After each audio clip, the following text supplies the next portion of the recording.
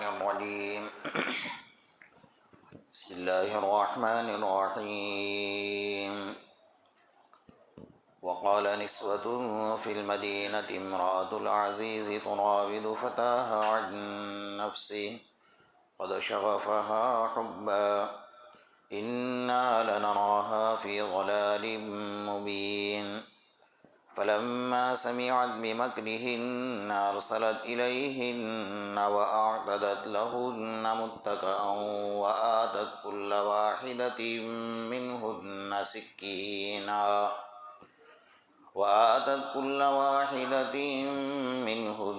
سكينا وقالت اخرج عليهن فلما رأينه أكبرنه وقطعن أيديهن وقلن حاش لله ما هذا بشرا إن هذا إلا ملك كريم صدق اللہ المولانا العظیم۔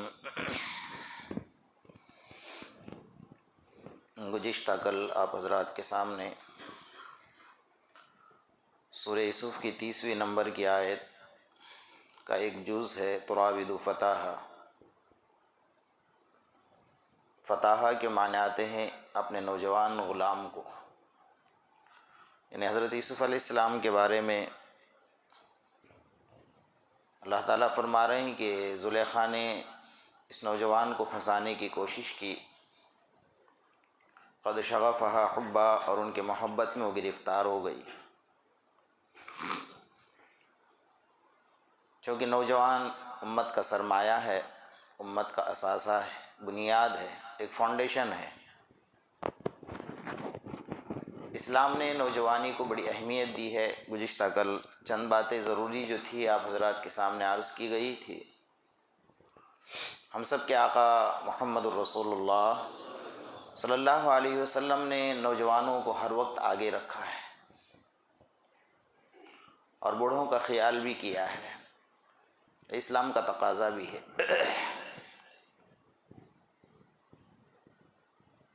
عورتوں کے اوپر رحم سکھایا، چھوٹوں پر شفقت سکھائی۔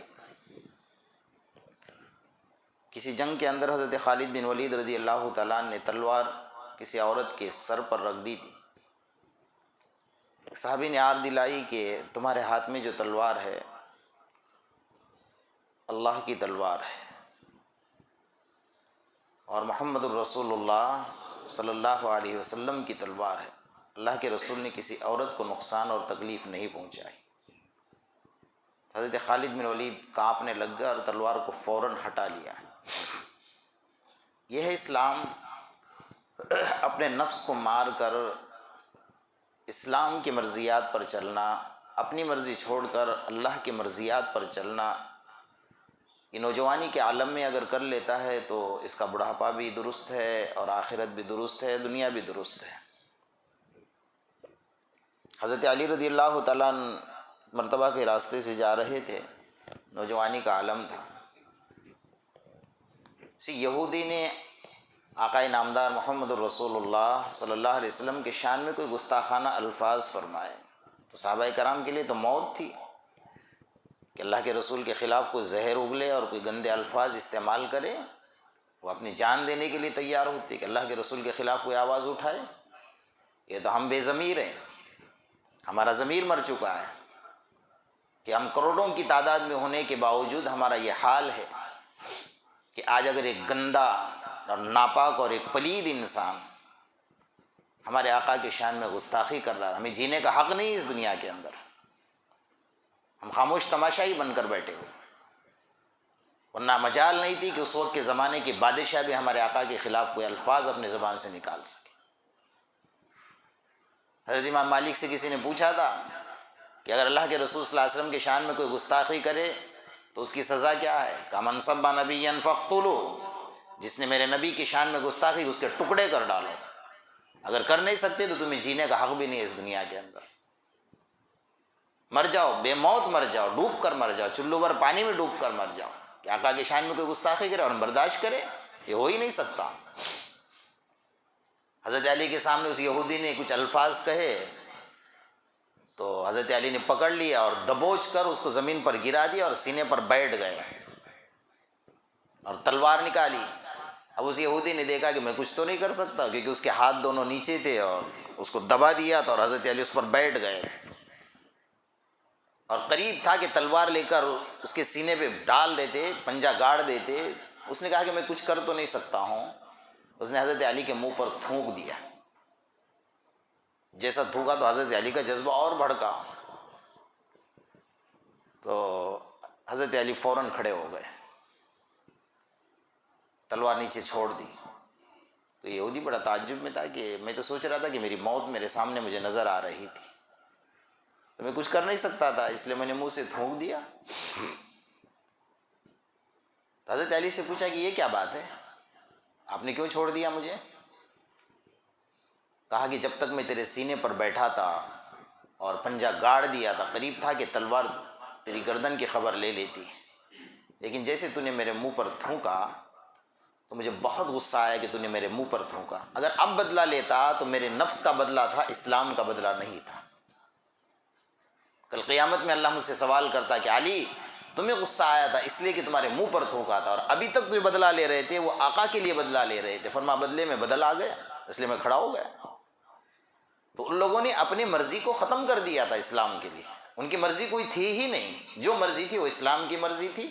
اس لیے تو اللہ نے قرآن میں فرمایا وَكُلًّا وَعَدَ اللَّهُ الْحُسْنَى، اللہ نے وعدہ کر لیا ہے، ان سب کو معاف کر دیا ہے، رضامندی کا تاج ان کے سروں پر پہنا دیا ہے، رضی اللہ عنہم ورضوا عنہ، کوئی نہیں ہٹا سکتا ہے۔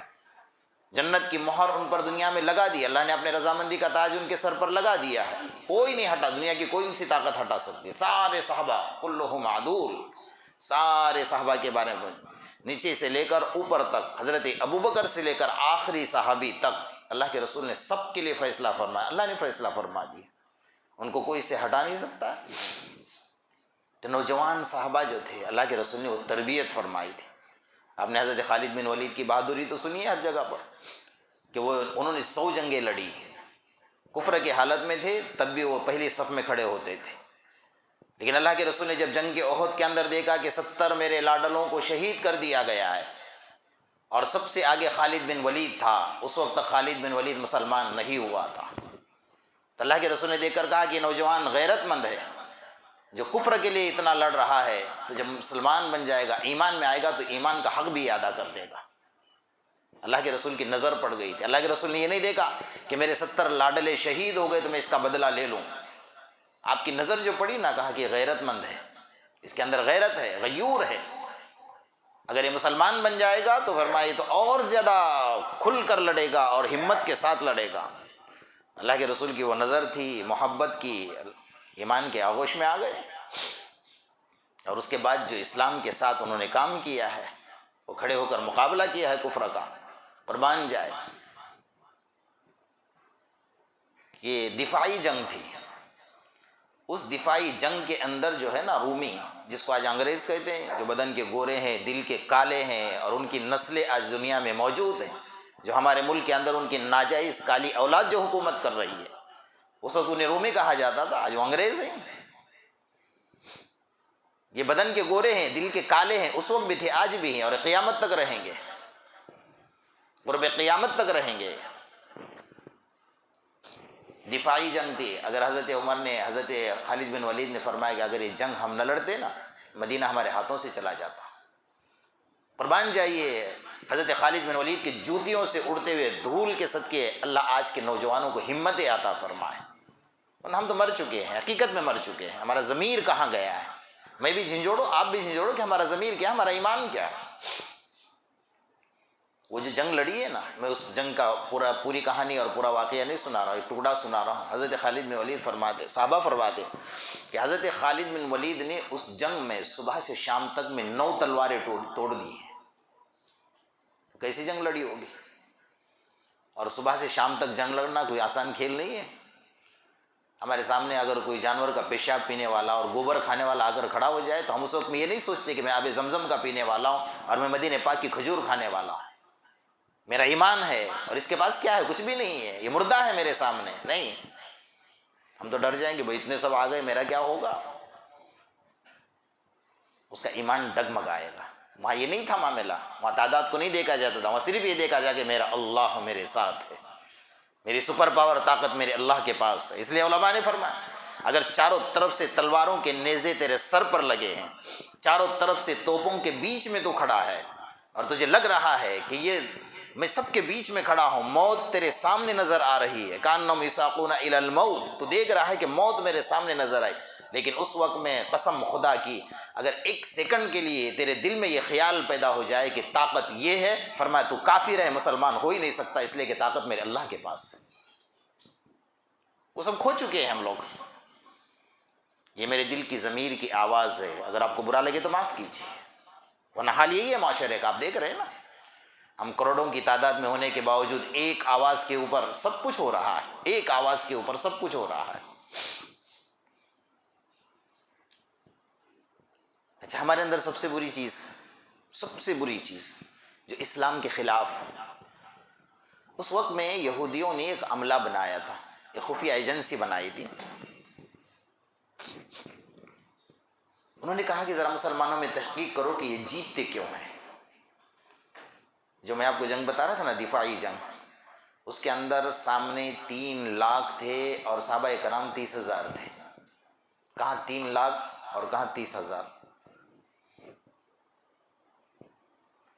تو ان کو یہ سمجھ میں نہیں آتا کہ ہم اتنے سارے تعداد، اچھا یہ بے سر و سامان ہیں، ان کے پاس کچھ بھی نہیں، ہمارے پاس سب کچھ ہے سامان، ظاہری طور پہ اسباب تو ہمارے گھوڑے ہیں، تلواریں ہیں، ہمارے پاس زرے ہیں، ہمارے پاس جنگ کا جتنا سامان چاہیے ہے وہ سب کچھ ہے، ان کے پاس تو کچھ بھی نہیں ہے، پاؤں میں پہننے کی چپل نہیں ہے۔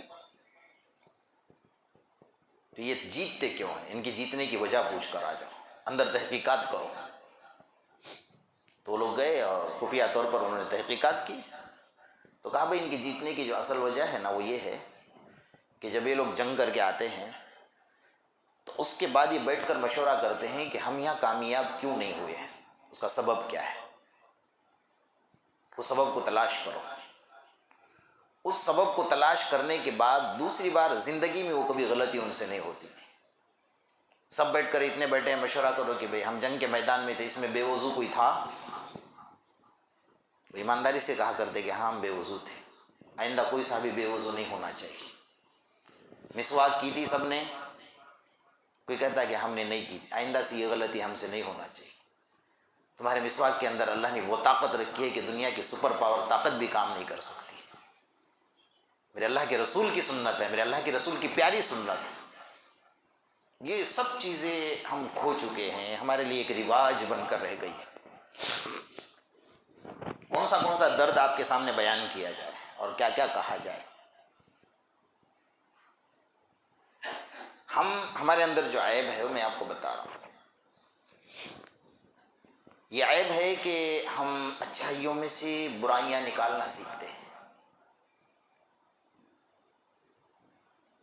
ان کے اندر جو چیز تھی وہ یہ تھی کہ وہ برائیوں میں سے اچھائیاں نکالتے تھے۔ قادسیہ کی جنگ تھی، حضرت ابو محجن ثقفی رضی اللہ تعالیٰ ایک اللہ کے رسول صلی اللہ علیہ وسلم کے لاڈلے صحابی تھے، لیکن شراب کے عادی تھے، شراب پیتے تھے، کوڑے بھی کھاتے تھے، شراب بھی پیتے تھے۔ اب ان کے لیے تو بڑی مصیبت تھی کہ یہ شراب کے عادی ہیں اور شراب پیتے ہیں، ہمیں تو بیٹھنا، ہمارے بازو میں تو بیٹھے بٹھانے کے لائق نہیں۔ حضرت سعد بن وقاص رضی اللہ تعالیٰ نے کوڑے لگوائے انہیں، اور جنگ کے میدان میں ساتھ بھی آ گئے۔ حضرت سعد بن وقاص رضی اللہ تعالیٰ کی طبیعت زیادہ خراب تھی، بیمار تھے، وہاں جنگ کے میدان میں آ کر شراب پی لی۔ کہا ان کو بند کر دو۔ ایک جالی کا دروازہ تھا اور ایک کمرہ تھا، اس کمرے میں بند کر دیا، اس کو بند کر دو، یہاں پر ہم جنگ میں آئے، یہ شراب پی رہا ہے، کوڑے لگوائے، بند کر دیا۔ اب جنگ چل رہی ہے، سامنے 3 لاکھ کا مجمع ہے، اور یہاں پر ایرانیوں کا مجمع تھا، اسلام کے دشمن کا مجمع تھا، میرے آقا کے دشمن کھڑے تھے، حضرت ابوبکر کے دشمن تھے، حضرت عمر کے دشمن تھے۔ سامنے 3 لاکھ کا مجمع ہے، 30,000 کھڑے ہیں۔ حضرت سعد بن وقاص ٹیلے کے اوپر بیٹھے ہیں اپنے خیمے کے اندر، طبیعت زیادہ خراب ہے۔ وہاں ایک صحابی کھڑے تھے جو آپ کا پیغام لے کر نیچے پہنچاتے تھے، کوئی پیغام ہوتا تھا۔ ان کا گھوڑا بھی استبل میں باندھا تھا، تلوار بھی وہیں رکھی ہوئی تھی، لیکن اوپر سے بیٹھے بیٹھے دیکھ رہے تھے منظر، دعائیں کر رہے تھے کہ اللہ ہم 30,000 ہیں، یہ 3 لاکھ ہے، اللہ تیری طاقت ہمارے ساتھ ہے۔ 9 दिन जंग चली है, 9 दिन मुसलसल। अब वो जो हज़रत अबू महजन सकफ़ी थे ना, वो बंद कमरे के अंदर जाली में से देख रहे थे, तो मछली की तरह तड़प रहे थे और देख रहे थे कि साहबा के कदम उखड़े जा रहे हैं इस मैदान से और पीछे हट रहे हैं। एक दिन कदम उखड़ भी गए और पीछे हट भी गए। करीब था कि तलवारें फेंक दे और हार जाए। अभी शराब के आदी तो हैं, लेकिन अंदर से एक उमंग थी कि अल्लाह इस जंग में मैं चला जाता, मैं शहीद होता, लेकिन साहबा को पीछे तो हटने नहीं देता। ये मामला खड़ा हुआ, लेकिन कोई नजर नहीं आ रहा था। ये तो अंदर बड़े थे बेचारे, पानी की मछली जिस तरह तड़पती है, तड़प रहे थे अंदर कि मैं कोई आए, मेरी बेड़ियां खोल दे, दरवाजा खोल दे और मैं जंग के मैदान में कूद जाऊं। इतने में हज़रत सलमा का गुजर वहां से हुआ। ये बाद में चलकर हज़रत साद बिन वक्कास रज़ी अल्लाह तआला अन्हु के निकाह में आई थी। उस वक्त निकाह में थी हज़रत साद बिन वक्कास रज़ी अल्लाह तआला। तो कहा, वो सलमा इधर आ। अंदर से ये कौन है? कहा, अबू महजन तू? कहा, मुझे बंद कर दिया गया, मुझे बेड़ियाँ पहनाई गई, मुझे ये सलाखों के पीछे बंद कर दिया गया, मैं शराब पीता हूँ। हज़रत साद बिन वक्कास ने कोड़े भी लगवाए मुझे। कहा, सलमा अल्लाह का वास्ता मुझे खोल दे, मेरी बेड़ियाँ खोल दे, सलाखें खोल दे और हज़रत साद का घोड़ा लेकर आ, हज़रत साद की तलवार लेकर आ, मुझे दे दे। मैंने कहा, मैं क्यों खोलूँगी, मैं सज़ा पाऊँगी खोल कर। कहा, तुझे तो हज़रत साद ने बंद कर दिया है। कहा, नहीं, मेरी तमन्ना है, मेरी उमंग है, मैं देख रहा हूँ कि साहबा पीछे हट रहे हैं और इस्लाम पीछे हट जाए, मैं बर्दाश्त नहीं कर सकता हूँ, भले हूँ शराबी। तो हज़रत सलमा सुनकर तो गई, लेकिन उसकी गैरत गवारा नहीं किया कि इतना आजिज़ी कर रहा है तो मैं छोड़ देती हूँ, भले हज़रत साद अगर मुझे सज़ा देगी तो मैं सज़ा पा लूँगी। उसको क्या औरतें भी ऐसी थे, कुर्बान जाए। वापस आई, खोला और हज़रत साद से पूछा भी नहीं, उनका घोड़ा भी लेकर आई, उनकी तलवार भी लेकर आई और उनको खोल दिया। तलवार दी, घोड़ा ली, इन्होंने अपने मुंह पर कपड़ा बांध दिया। कसम खुदा की, ये साहबी जो दौड़े हैं और तलवार जो घुमा रहे थे ना, हज़रत साद बिन वक्कास अंदर से बैठे बैठे देख रहे थे, ये तो तलवार चलाने का अंदाज का अबू महजन का है, लेकिन वो तो सलाखों के पीछे बंद है क्योंकि चेहरे पर कपड़ा है ना, और घोड़े की रफ्तार बड़ी तेज है, तलवार भी बड़ी तेजी से चला रहा है, बेखता चला रहा है और इसकी रफ्तार बिजली की तरह है, इसकी आवाज में कड़क है। लेकिन कहा, अबू महजन तो सलाखों के पीछे है और तलवार मेरी नजर आ रही, घोड़ा तो मेरा अस्तबल में बांधा हुआ, ये कौन है? मजमे के अंदर एक खलबली मच गई कि भाई आसमान से फरिश्ता आ गया, आसमान से फरिश्ता आ गया। इतना तेजी से तलवार घुमाते हुए ये दौड़ा है, फरमाया 3 लाख का मजमा मैदान छोड़कर भाग गया। 3 लाख के सामने अकेले की क्या नहीं, भले कामयाब तो नहीं हो पाए, लेकिन मैदान छोड़ने पर तो मजबूर कर दिया।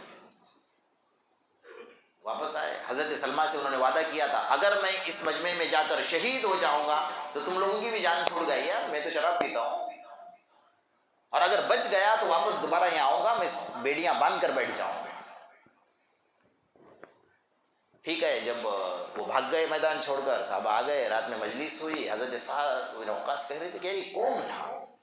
मुझे तो अबू महजन लग रहा था, घोड़ा तो मेरा अस्तबल में था, तलवार मेरी नजर आ रही थी और तलवार चलाने का जो अंदाज था वो अबू महजन का था, उसकी रफ्तार मुझे देख रहा था।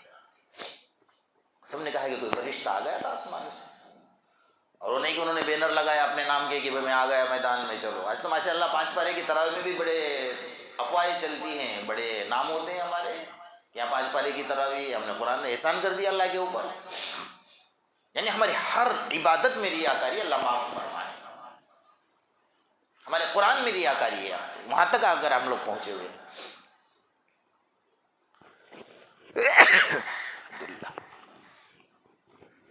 उन्होंने अपना नाम नहीं किया, चुपचाप वादा था, वही कपड़ा बांध कर आए और अंदर बंद हो गए जाकर, बेड़ियां बांध दी अपने हाथों से, अपने हाथों से। मजलिस खत्म हुई रात में, हज़रत साद बिन वक्कास रज़ी अल्लाह तआला अन्हु, हज़रत साद बिन वक्कास ने ये कहा कि भाई ये कौन था, कौन आया था हमारे दरमियान में? सब बातें हो गई, हज़रत सलमा पर्दे के पीछे थी, वो सुन रही थी सारी बातें। औरत के पेट में ऐसी भी कोई बात रहती नहीं है, तो वो आ गई सामने, कहा एक बात कहूँ? سب صحابہ کو کسی کو پتہ نہیں تھا کہ ابو بھجن آ گئے ہیں، سب کو یہ پتا تھا کہ وہ تو جیل میں سلاخوں کے پیچھے بند ہیں۔ حضرت سلمہ آئی اور کہنے لگی ایک بات کہوں، اگر معافی کا اعلان کر دو۔ کہا کیا ہوا؟ کہا کہ قسم خدا کی وہ ابو محجن ہی تھا۔ جب میں وہاں سے گزری تو اس نے مجھے اللہ کا واسطہ دیا، میری غیرت نے گوارا نہ کیا، ساتھ مجھے معاف کر دو۔ میں نے آپ کا گھوڑا اور آپ کی تلوار اس کو لے جا کر دی، اور اس کے پاس جو کپڑا تھا نا، اس نے کپڑا اپنے منہ پر باندھا، اور وہ تیزی کے ساتھ اندر جو دوڑا ہے اور اپنے موت دیکھ رہا تھا کہ 3 لاکھ کے مجمع میں گھس رہا ہوں، لیکن اس کو یقین تھا کہ میرا اللہ میرے ساتھ ہے۔ اس لیے کہ اسلام کی فوج کو میں کبھی پیچھے ہٹنے نہیں دینا چاہتا ہوں۔ اسلام کی ناک کٹ جائے وہ میں کام نہیں ہونے دوں گا۔ تہیہ اور ارادہ کر کے نکل گیا تھا۔ بہرحال حضرت سعد نے کہا کہ ابو محجن کو تو نے چھوڑ دیا تھا؟ کہا میں نے چھوڑ دیا۔ کہا بلاؤ اس کو جلدی بلاؤ۔ حضرت ابو محجن کو بلایا۔ حضرت سعد نے کھڑے ہو کر پیشانی پر بوسہ دیا، اپنے ہاتھوں سے بیڑیاں کھولی۔ قربان جائے صحابہ میں کیا محبتیں تھی، کیا ایک دوسرے کا وقار تھا۔ اور اعلان کیا کہ سعد اعلان کرتا ہے آج کے بعد اگر تو شراب بھی پیے گا تو سعد تجھے سزا نہیں دے گا، اس لیے کہ تو نے آج ہماری لاج رکھی ہے۔ اور صحابہ نے کہا یقین تھا کہ آج ہم ہار جاتے، آج ہم شہید ہو جاتے، لیکن اللہ نے کوئی فرشتے کو بھیج دیا تو ہم کامیاب ہو گئے۔ کا فرشتے کی شکل میں ابو محجن آیا ہوا تھا۔ حضرت سعد نے پیشانی کو بوسہ دیا تو انہوں نے بھی اعلان کر دیا جب آپ نے میرے اوپر اتنا بڑا احسان کیا ہے تو آج ابو محجن اعلان کرتا ہے کہ آج ابو محجن مر جائے گا لیکن شراب نہیں پیے گا آج کے بعد۔ ہم کو تو آزادی مل جائے کہ بھئی ہم نے قرآن پڑھا، ہمارے لیے کوئی اعلان ہوا تو ٹھیک ہے، بہت اچھی بات ہے کہ میں نے تو سب کچھ کما لیا ہے، لیکن ان کے اندر وہ نہیں تھا۔ میرے آقا محمد رسول اللہ صلی اللہ علیہ وسلم کی تربیت ان کے پیچھے تھی۔ اسلام کے تقاضے، اپنے نفس کو چھوڑ کر اسلام کے مرضیات پر چلنا ان کا اولین فریضہ تھا۔ تو میرے دوستو اگر اس آیت کے اوپر ہم ساری زندگی بولیں گے تو کم ہے، اس لیے کہ قرآن تو ایک سمندر ہے جس کا کوئی کنارہ نہیں ہے۔ آپ جتنے غوطے لگاتے جاؤ گے اتنے ہیرے جواہرات اور موتی اندر سے نکالتے جاؤ گے۔ لیکن کچھ ضروری باتیں جو ہیں ذہن میں میں نے عرض کیا آپ حضرات کے سامنے کہ اللہ کرے کہ ہمارے دل میں بات اتر جائے اور ہمارا ایمان تازہ ہو۔ ایمان سب کے پاس ہے لیکن ڈھکا ہوا ہے، دبا ہوا ہے، دبوچا ہوا ہے۔ اندر سے جو اس کے شعلے بھڑکنے چاہیے وہ نہیں بھڑک پا رہے۔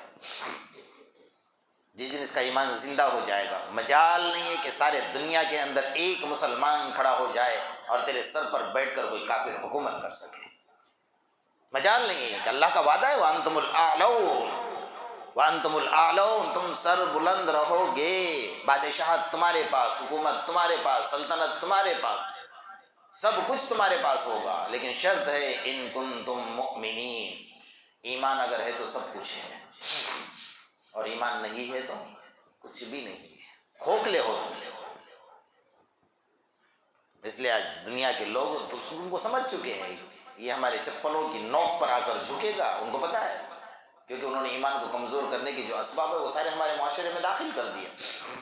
یورپ کی تہذیب میرے گھر میں جنم لے رہی ہے۔ میرے آقا محمد رسول اللہ صلی اللہ علیہ وسلم نے تجھے اتنا ہی حکم دیا تھا کہ ازار جو ہے وہ ٹخنوں سے اوپر پہن لے، لنگی پہن لے، ازار پہن لے، پینٹ پہن لے، جو پہننا ہے پہن لے، لیکن ٹخنوں سے اوپر پہن لے۔ اسے آج تک اسلام کا قانون پسند نہ آیا۔ امریکہ نے چڈیاں نکالی تو چڈی پہن کر پھرتا ہو گیا۔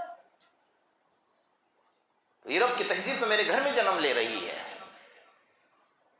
ہم کس کے لیے رونا روئیں گے؟ کہاں سے اللہ کی مدد آئے گی؟ حالانکہ اتنا بڑا گناہ ہے، اتنا بڑا گناہ ہے جو ٹخنوں سے نیچے ازار لٹکا تھا۔ فرمایا تو نماز کی حالت میں ہوتا ہے نا تو تیرے نیکیوں کا میٹر چالو رہتا ہے، لیکن یہ گناہ کا میٹر بھی تیرا چالو رہتا ہے۔ اللہ کرے کہ تیرے نیکیوں کی وجہ سے اللہ تجھے جنت میں داخل کر دے، لیکن فرمایا اگر تو ازار ٹخنوں سے نیچے لٹکاتا ہے تو اتنا حصہ کاٹ کر اللہ جہنم میں ڈال دے گا۔ یہ نہیں سمجھتے ہمارے مسلمان، سمجھے؟ ہاں اتنے صوفی ضرور بنتے ہیں کہ مسجد میں آنے کے بعد اپنا تھوڑا سا اوپر اٹھا لیا، سلام پھیرا تو نیچے کر کے بھاگ گئے، میں یہاں ہی مسلمان تھا پھر باہر تھوڑی مسلمان ہوں۔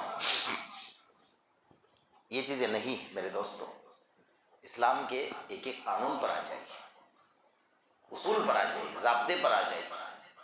پھر دیکھو ایک کافر کہہ رہا ہے، انگریز اپنے کتاب میں لکھ رہا ہے کہ میرا وعدہ ہے، میرا یقین ہے میں نے جو اسلام کا مطالعہ کیا ہے، جس دن سارے مسلمان فجر کی نماز پڑھتے ہو جائیں گے، وہ کہتا ہے سارے مسلمان جس دن فجر کی نماز پڑھتے ہو 24 گھنٹے میں اس دنیا پر ان کی حکومت ہوگی۔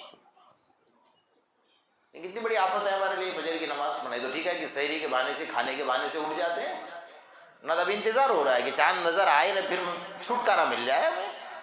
یہ مسلمانوں کا حال ہے، نہیں پڑھی جاتی ہم سے نماز، بھلے مر جائے، کھپ جائے، ذلیل ہو جائے، کوئی کافر ہمیں دبوچ لے، ہماری عزتوں کا ساتھ کھلواڑ کرے، جو کرنا ہے کرو، نہیں پڑھیں گے نماز ہم لوگ۔ جب تو بے نمازی بن کر اٹھتا ہے، اللہ کی نظر میں سور سے زیادہ تو بدترین ہے۔ یاد رکھ لے اور کان کھول کر سن لے، اولئک کالانعام بل ہم اضل۔ اللہ نے قرآن میں وعدہ کیا، یہ جانور نہیں بلکہ جانور سے بدتر ہے میری نظر کے اندر۔ وہ نہیں سمجھے گا۔ حضرت موسیٰ علیہ السلام ایک بار راستے سے گزر رہے تھے تو کتے کو دیکھا۔ کتے کی عادت ہوتی ہے نا، وہ پوری رات کیا کرتا ہے؟ بولو نا کچھ، آپ بھی تو بولو، میں بھی اکیلا کیوں بول کر گناہ گار بنوں بھائی؟ کتا کیا کرتا ہے پوری رات؟ بولو نا، جاگتا ہے نا، سوتا کب ہے پتہ ہے؟ فجر کے وقت میں۔ وہ وفادار ہے اپنے مالک کا، اس کا مالک سو رہا ہے اس لیے وہ جاگ رہا ہے، وفاداری کر رہا ہے، وہ آدھے روٹی کا حق ادا کر رہا ہے۔ اور ہم پیٹ بھر کر کھانے کے بعد بھی ہمیں 2 رکعت نماز نصیب نہیں، اس میں ہمیں کتنا فرق ہے۔ اس کو باسی روٹی، سوکھی روٹی کھا کر بھی وفاداری کر رہا ہے۔ اللہ نے مجھے تازہ کھانا کھلایا، مجھے صبح کی 2 رکعت نماز نصیب نہیں، اس میں مجھے بھی کتنا فرق ہے نہیں ہے؟ سچی بولو۔ حضرت موسیٰ علیہ السلام نے صبح صبح عبادت کر کے نکلے تو دیکھا کہ کتا ہے، اپنا سامنے والا سیدھا ہاتھ اس طریقے سے آنکھوں پر ڈال کر پڑا ہوا۔ حضرت موسیٰ علیہ السلام کو تھوڑا چھیڑنے کی عادت تھی، کلیم اللہ تھے، اللہ کے قریبی تھے، جلالی بھی تھے، اس کو چھیڑا گیا تو شرم نہیں آتی ہے کہ سارے بندے اللہ کی عبادت کریں اور تو اپنے آنکھوں پر ہاتھ ڈال کر صبح صبح سویا ہوا ہے؟ تو اللہ نے اس کو بولنے کی طاقت دی، کہا موسیٰ میں جانتا ہوں کہ سب عبادت کر رہے ہیں اور میں سویا ہوا، کہ میں نے میرے مالک کا حق ادا کر دیا ہے۔ جس مالک نے مجھے روٹی کھلائی تھی میں پوری رات اس کا پہرا، میرا مالک اٹھ گیا، میں سو رہا ہوں، لیکن اس لیے میں نے میرے آنکھوں پر ہاتھ ڈال دیا ہے کہ صبح صبح کسی بے نمازی کے اوپر میری نظر نہ پڑ جائے۔ اور مجھے پتا ہے کہ جس دن میری نظر بے نمازی پر پڑتی ہے اس دن میرا مالک بھی مجھے آدھی روٹی نہیں ڈالتا ہے۔ مجھ سے زیادہ نحوست والا وہ بے نمازی ہے۔ ہم نہیں سمجھتے یہ چیزوں کو، بس ہم اپنی مرضی پر جینے کا ادھیکار رکھتے ہیں، ہم آزاد ہیں، ہمیں کون بولنے والا ہے؟ یہ نہیں میرے دوست، یہ میرے آقا کے غلام، تمہیں محمدی کہنے کا حق ہی نہیں ہے اپنے آپ کو۔ اس لیے اسلام کی شریعت پر آ جائیے، اللہ کے رسول صلی اللہ علیہ وسلم کی سنتوں پر آ جائیے، صحابہ کرام کی زندگی کو پڑھیے۔ حضرت شیخ زکریا رحمۃ اللہ علیہ جو صحابہ کرام کے واقعات کتابوں میں لکھے ہیں وہ صرف کہانی قصے بن کر رہ گئے نا ہمارے پاس، وہ اس لیے لکھے ہیں کہ ان کے واقعات، وہ بھی تو ایمان، وہ کہاں سے اٹھ کر آئے تھے؟ وہ جنگل کے درندوں سے بدتر تھے، جو اپنے بیٹیوں کو زندہ قبرستان میں دفن کیا کرتے تھے، شراب ان کے لیے عام تھی، زنا ان کے لیے عام تھا۔ اس وقت میں جو مرد 100 عورتوں سے زنا کرتا تھا اس کا نام کعبۃ اللہ میں لٹکایا جاتا تھا کہ یہ معزز انسان ہے ہمارا، وہاں سے اٹھ کر وہ آئے تھے، اور وہ کیا کما گئے اور کیا نام کر گئے کہ اللہ تبارک و تعالیٰ نے انہیں کہہ دیا کہ رضی اللہ عنہم ورضوا۔ ہم تو خاندانی مسلمان ہیں، ماں کے پیٹ سے مسلمان پیدا ہوئے ہیں، ہمیں کہاں پہنچنا چاہیے؟ ضمیر جاگے گا، دل جاگے گا، وعدہ کرو آپ جاگے گا انشاءاللہ۔ رمضان بعد بھی نماز پڑھو گے؟ کیا امام صاحب مؤذن صاحب کے حوالے کر کے سو جاؤ گے؟ جی اچھا، ایک دن امام نہ آئے تو امام کا حشر کیا ہوگا؟ کیوں؟ امام کفارہ ہے آپ کا، آپ کے باپ کا نوکر ہے۔ میں تو بہت کڑوی زبان استعمال کرتا ہوں، معاف کیجیے، اگر بری لگے تو لگ جائے آپ کو، ہمیں کوئی فرق نہیں پڑے گا، لیکن امام آپ کے باپ کا غلام نہیں ہے، مؤذن آپ کے باپ کا غلام نہیں، امام امام ہے، مؤذن مؤذن ہے۔ اس لیے کہ میرے آقا محمد الرسول اللہ صلی اللہ علیہ وسلم انبیاء کے بعد سب سے پہلے اگر کسی کو جنت میں لباس پہنائے گا اللہ تو مسجد کے مؤذن کو پہنائے گا۔ ہم نے اس کے مرتبے کو سمجھا نہیں، ہم نے اس کو نوکر سمجھ رکھا ہے، اس لیے تو معاشرہ ذلیل ہو رہا ہے سب جگہ پر، اور یہ جاہل ہمارا امتحان لے رہے ہیں۔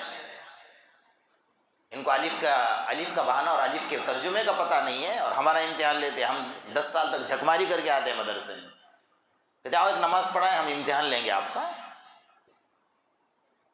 اتنی جہالت آئی ہے نا کہ جس کی کوئی انتہا نہیں۔ روسن جخالن، حدیث میں فرمایا کہ قیامت کے قریب قریب ایسے ایسے جاہل پیدا ہوں گے نا تمہارے سردار، روسن جخالن ففتوا بغیر علم فضلوا واضلوا، بغیر علم کے فتوا دیں گے، گمراہ خود بھی ہوں گے، دوسروں کو بھی گمراہ کریں گے۔ اور ایسے لوگوں کو بڑے بڑے عہدے مل رہے ہیں دنیا کے اندر۔ اللہ معاف فرمائے، سب قیامت کی نشانیاں ہیں۔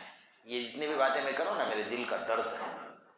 میرے پاس ایک فہرست آئی تھی، اس میں 15 شرطیں لکھی ہوئی تھی کہ ہمارے مسجد میں امام کی ضرورت ہے، لیکن یہ 15 شرطیں ہیں۔ تو میں نے ان کو سوال کیا کہ آپ چلو یہ 15 شرطوں والا امام میں آپ کو دیتا ہوں، تنخواہ کتنے دیں گے آپ؟ ایک شرط کی 1000 تو ہونی چاہیے نا، کم سے کم ہونی چاہیے، نہیں ہونی چاہیے؟ تو کہا نہیں 5-7 ہزار روپے تنخواہ دیں گے۔ اچھا، میں نے کہا یہ امام آپ کے لیے پیدا کرنا پڑے گا، کوئی نئی ایک اچھی نیک خاتون کو تلاش کرنا پڑے گا، ایک نیک مرد کو تلاش کرنا پڑے گا جس کی نوجوانی کے بعد سے لے کر آج تک کبھی تہجد قضا نہ ہوئی ہو، لڑکی کی بھی اور لڑکے کی بھی۔ ان کے ذریعے سے شاید ایک اولاد پیدا ہوگی، وہ اولاد پھر عالم بنے گی، اس کے بعد آپ کو امام ملے گا۔ پیدا ہی کرنا پڑے گا نا۔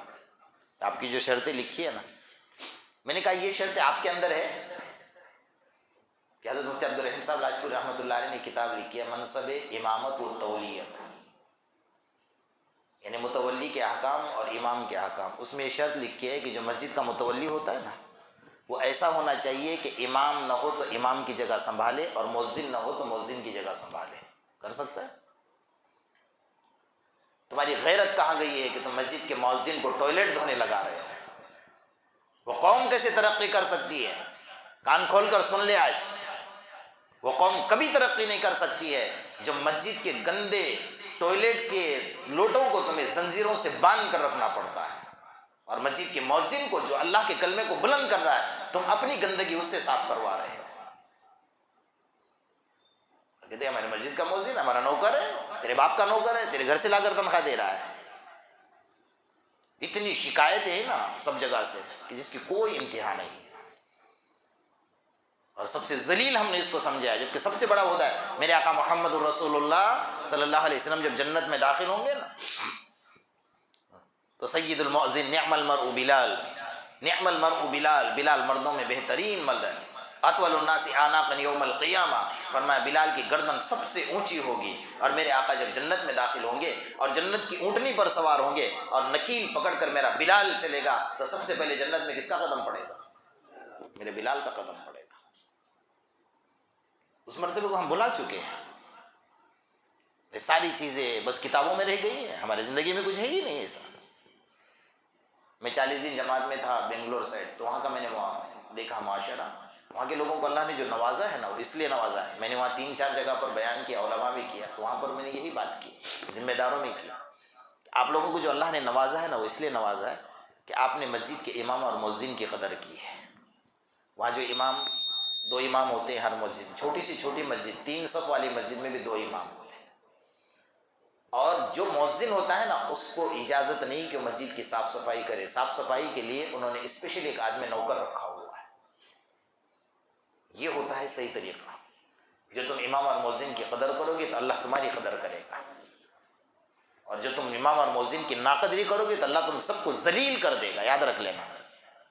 آج یہ ماحول ہی بنا ہوا ہے، اس لیے کئی علماء نے تو امامتیں چھوڑ دی کہ یہ جھنجھٹیں کہاں پالے۔ میں نے خود میری بات چھوڑا، میں نے چھوڑ دی، اور میں نے تو للہ امامت کروائی تقریباً 9 سال تک۔ الحمدللہ میں نے 1 روپیہ نہیں لیا، لیکن وہ تو نوکر سمجھ رہے ہیں ہمیں، مسلح پر کھڑے ہیں تو ان کے باپ کے نوکر بن گئے ہم لوگ۔